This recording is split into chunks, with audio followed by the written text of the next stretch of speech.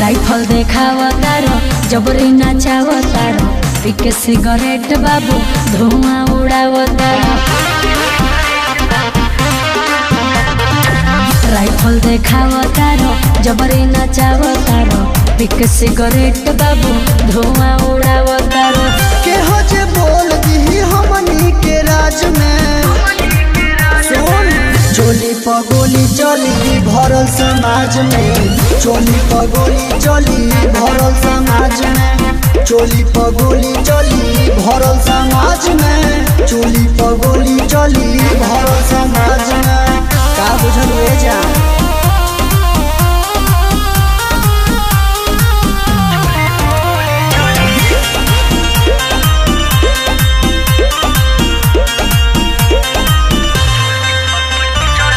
जानतानी हम बाहु बोले हम बड़का जीरस लगाओ न जवानी के तड़का।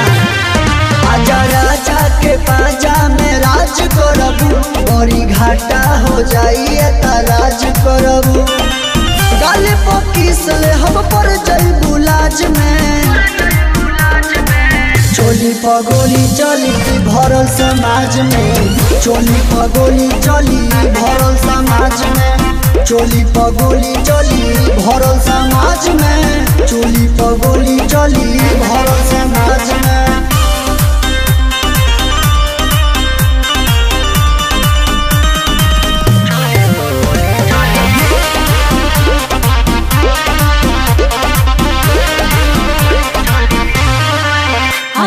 स्टेज पर तू चढ़ो ना कॉलेज पर, लोड नहीं सहे पाइबो हम कॉलेज पर।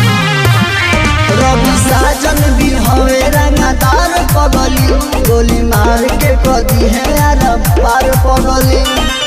कमी न करब कोनो तोरा इलाज में,